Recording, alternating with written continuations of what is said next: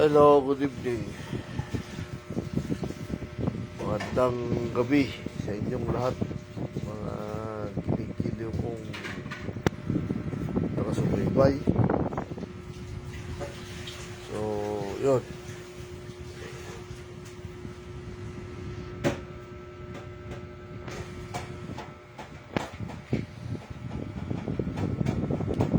So, sa buhay ng tao kasi, meron yung taong na ano hindi yung mauna yung pagsisisi ba. Isa sa mga pinagsisisiya ko sa buhay ko yung pagsuporta at pagboto ko kay Digong.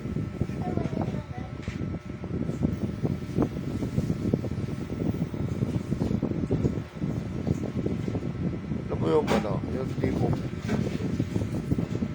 naglaban mo isang parte ng buhay mo, yung tipong nanindigan ka sa tao na kung saan sa mga argumento sa Facebook, sa mga comment naglaban mo yung tao, tapos pagdang uli budol pala. So sumbong kay Tulpo. Wala akong tiwala kay Tulpo, pre. Kay Rapi, ako hindi ko binukoto yan ng senador hindi yan pre, hindi yan marunong sumunod sa batas. Gusto niya lang shortcut, walang due process. So isa ako sa mga sumuporta kay dating Pangulong Duterte nung panahon na kampanya. So nung mga panahon kasi na yun, isa lang option ko nun si Idre Miriam or siya. So since kahit PDP siya, alam mo kasi yung PDP talaga, so historically kapatid yan ng Dilaw. Since parang kumbaga si Digong kasi matalinong politiko yan, alam niya kung paano gumamit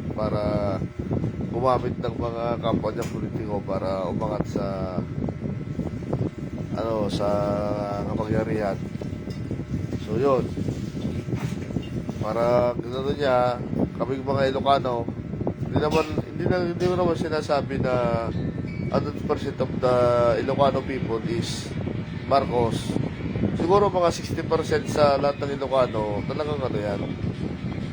Sabi mo, kung mamimili ka ng politiko na iupo mo sa Malacanang is, siyempre, mapapuro ka sa kapwa mo Ilocano. Minsan nga, hindi mo na iniisip kung may kapasidad ba o wala. So, noong mga panahon na yon, so, kahit na hindi niya katingin si BBM nung presidensya po siya, pero yung kapatid ni BBM, so, alam naman ng lahat na ang pupunto ng kandidatura niya is si IB. So, ako noon, tsaka isa pa, binibira niya yung mga Dilaw noong mga panahon na yon. So, si Miriam na isang opsyon ko noon, hindi ko rin naman talaga siya ibumoto. Kasi alam naman natin na hindi naman ako masasabi na mamamatay agad si Miriam. Pero pag nanalo siya, kung sakali man manalo siya, hindi rin niya makagampanan yung tungkulin niya. Kahit sabihin pa natin na siya yung most qualified among all of the candidates. So, punta ako kay Duterte.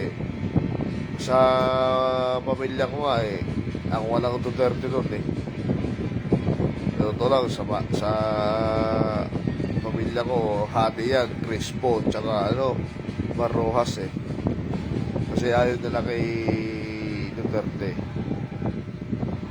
Yun. Yung sa nanalo siya, war on drugs, maraming namatay. Yan, talagang inano ko pa, pinaglalaban ko pa yan. Ayan si Tocayo, si Torrio. Alam nila na kung sino yung kadebate ko doon. Diba Tocayo? Oh. Na alam mo na kung sino yung kadebate ko doon. Inano ko si Duterte. Nagtatakbol ko yan eh. Kaso nga lang ngayon, napalive kasi ako ngayon.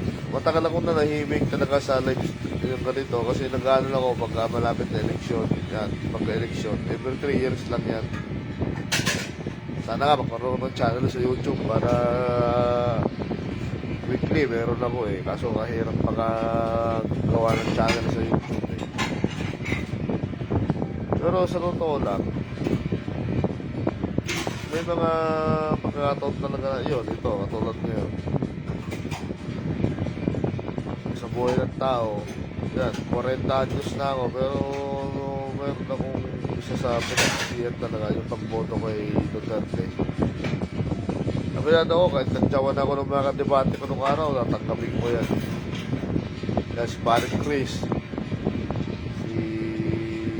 sino pa ba, Sir Bernard. Talagang ano yan, talagang labasan kami ng ano yan, ng utak dyan, yung ano, kung ano man yung may ano mo, ilabag mo yung resibo, yung link, yung fake news ba yan, o ano. So yun, inaamin ko na medyo, ngayon, alam mo yung pagka nakakapag-realize ka ng kamalian mo, tanggapin mo. Sabi ko nga.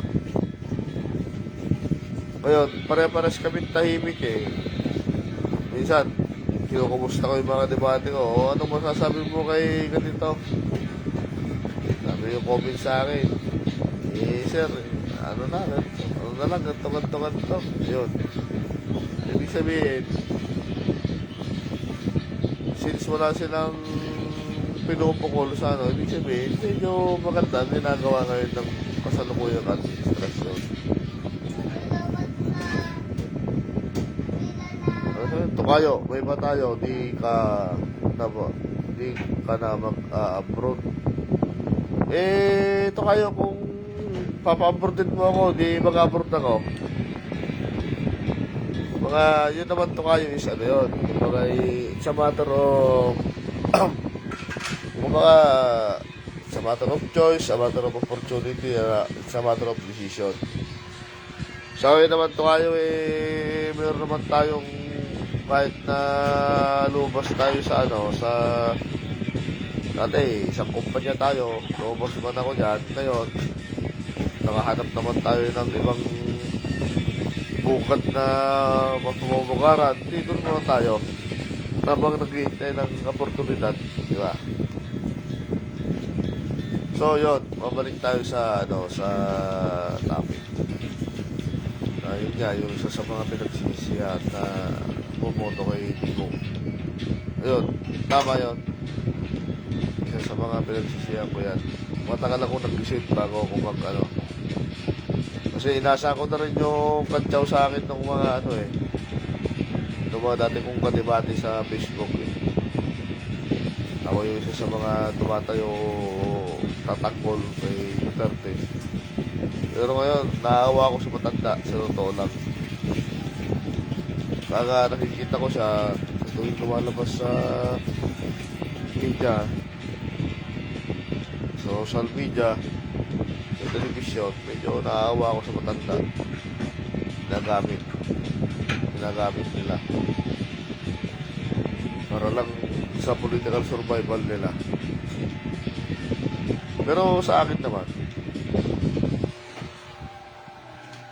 may ilabas ko lang yung ano ko, yung sentimento ko sa matanda. Okay na ako. Kasi, sabi ko, malapit na October, filing ng mga ano, so maghiingay na naman ako. Pupost na naman ako ng tungkol sa politika, sa mga senatorial candidates.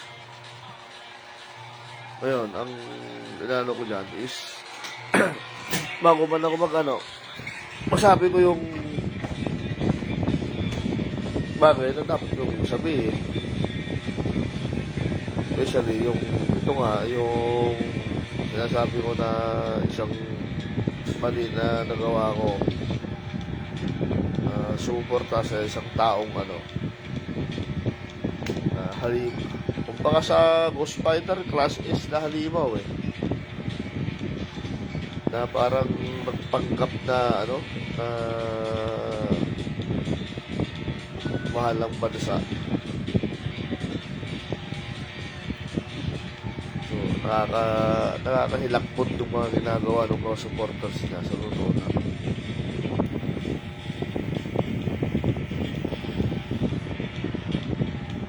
Sabi ko nga, makita ko na't makakasalubong isang beses si Glenn Chong. Si Glenn Chong yung isa eh. Sikmurain. Sisikmuraan ko yan eh. Susunod ko sa sikmura, papatukan ko pa. Sabay tuturaan ko sa buka. Si Glenn Chong, si Vic Rodriguez, Trixie Angeles, si Panelo, saka si Aaron Roque. Puro mga di kampanilang abogado, mga buwisit na yun eh. Mga alimores ni Digong. Alimores lahat ni Digong yan eh.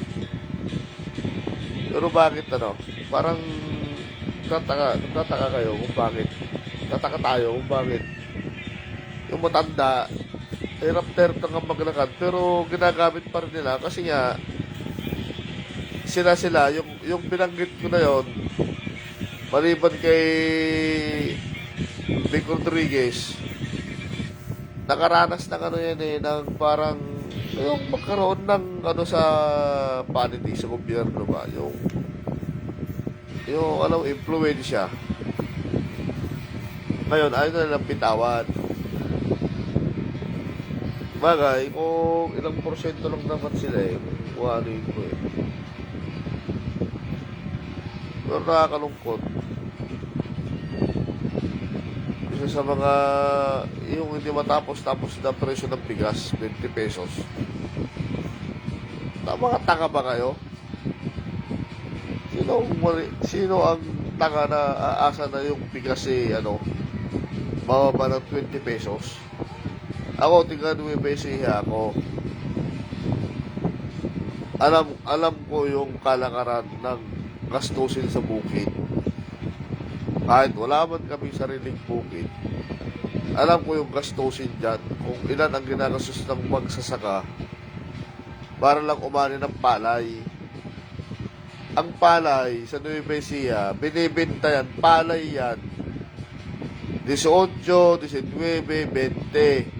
Ang pinakamataas, 23, 1 kilo. Palay yon. Sinong tanga ang aasa ng bigas magiging 20 pesos? Samantalang palay may balat pa, 23 pesos na.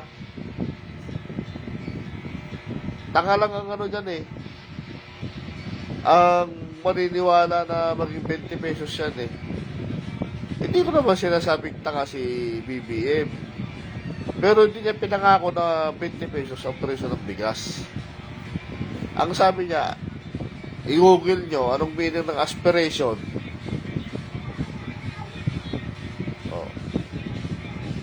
Pangarap niya na maibalik sa dati yung presyo, pero yun is pangarap.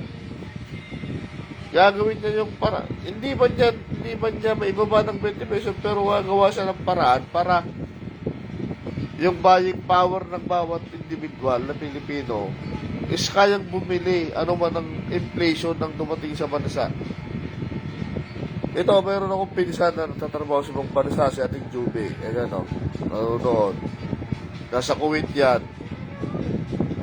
Ating Jube, magkano ang presyo ng bigas dyan sa Kuwait? Magkano bilihin dyan? I-convert mo sa peso. Magkano ang isang latang sardinas dyan?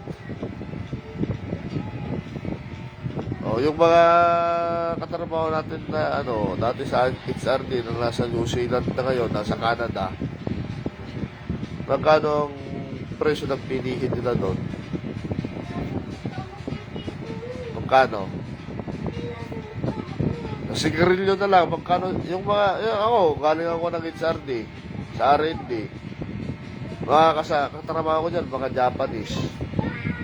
Anong sinasabi ng mga Japanese na mga dating kong boss dyan?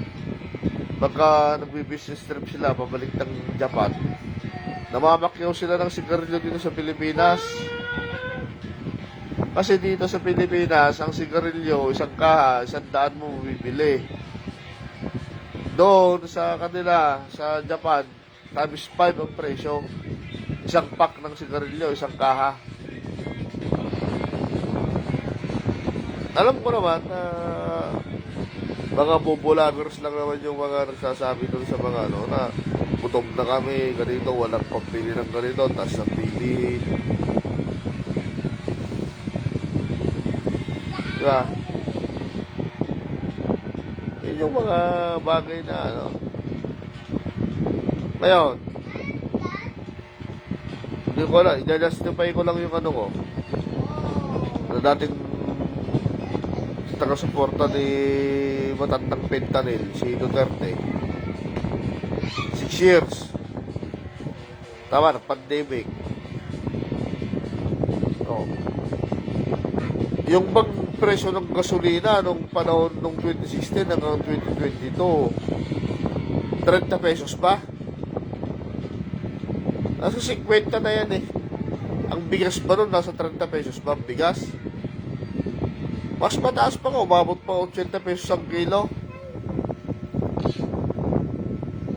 Hindi ako nagkikritisas kay Duterte kasi isang bagay sa buhay ko, sinuportahan ko siya. Pero, ang hihimutok ko lang ngayon, parang siyempre, yung mga ginagawa ng mga nakapaligid sa kanya. Katulad niyan, si Harry Roque, tsaka itong si Panelo, si Trixie Angeles. Si Glenn Chong naman talaga, yan is, ano yan, sabi ko nga eh, matagal ko nang kinukontra yan, noon pa. Nung kahit nung ano pa yan, nung nagsimula yung Smartmatic, yan, nung dila sa Congressman, tapos ano. Isang bagay nga yun, ano pa nga yan dati, ano ni Bongbong Marcos yan eh, parang nakataktanggol pa ni BBM yan nung election eh. Pero tataka kayo, bakit hindi siya kinuha ang abogado ni BBM? Tapos yung eleksyon, nasa kampo siya ni BBM, pero never siyang sinabi ni BBM na sumali ka sa kampo ko bilang, ano, hindi yan sinabi yan, nakasama sa campaign, ano niya. Kasi nga, si Glenn Chong, ano yan, walang, kinukontra noon pa yan, may mga, sa, way back, ano yan, eh, ano bang taon yun? Nung nag-active ako sa social media, inano ko nga. Kinokontra ko na yan, si Glenn Chong.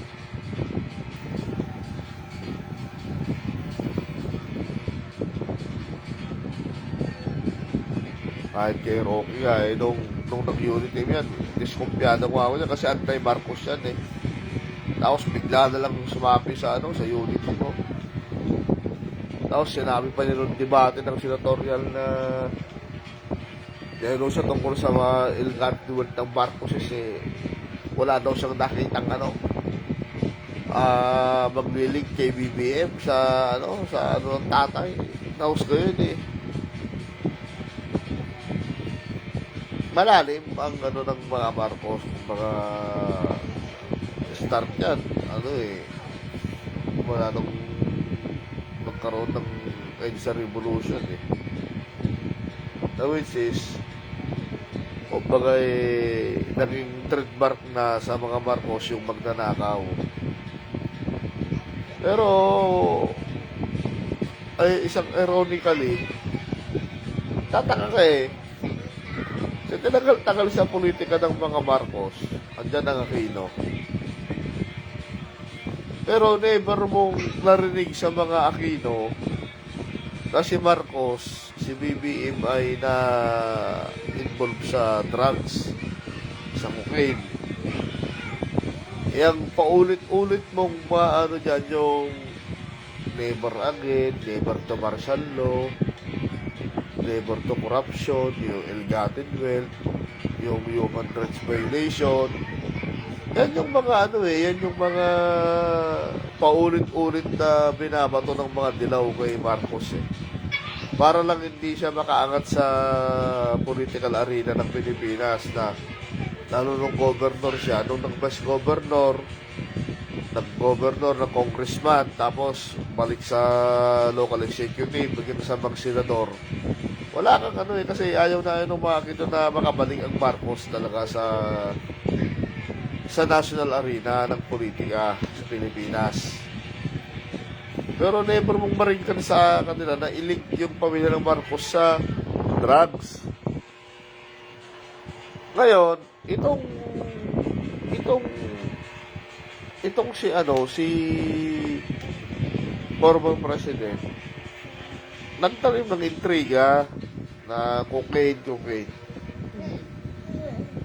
Sabi ko nga kung yan nga ako legit, bakit nga ako mag-i-stick yung mga dilaw sa kanyang issue na magnanakaw, na kung saan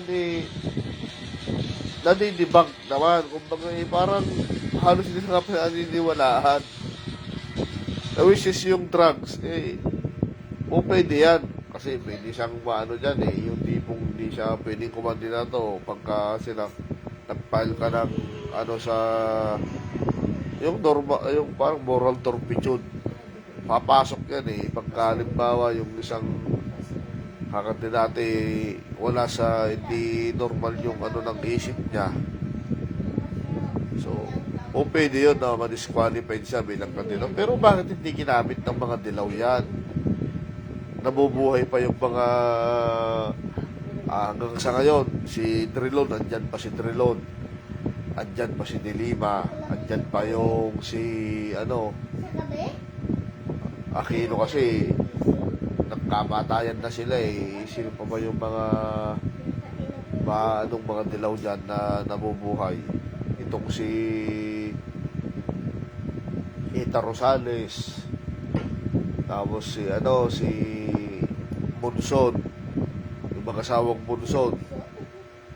Bakit hindi nila ginamit yan yung issue ng drugs kay BBM? Sinakyan, di ba? So, hindi ko alam kung may naniniwala na si BBM ay nagpupukin. So, ako, nakasubaybay ako sa balita. Nawisis naman, ang Pangulo nga, hindi nga pinapansin Mapansin pa ba natin yun? Ngayon, kaya lang naman ako nag-live. Gawa gusto ko lang ipabatid talaga na ilang linggo na lang, September na, October filing na. So, bago ako magbubelo para sa midterm election is ma-define ko yung stand ko na stand correctly for myself na kung saan is dati akong nabudol nga ako budol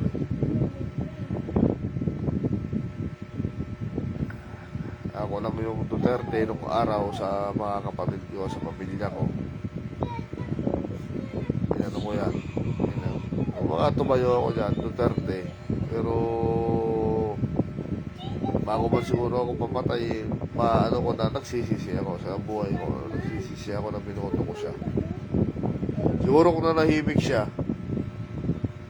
after nung termino niya, baka hindi pa maungat lahat ng baho nilang pamilya kaso salita ng salita, pati yung mga anak, 51 billion, may 51 billion dyan, tapos may 125 billion na naubos lang sa 11 days. Dami mga pero ako talaga, honestly, sasabihin ko sa inyo, kung sino man yung manonood dyan, nakita ko ng personal si Glenjong, talagang papatungan ko yun. Dudura ko pa sa mukha, pati si Harry Roque. Sasamparin ko siya ng titi. Baklap.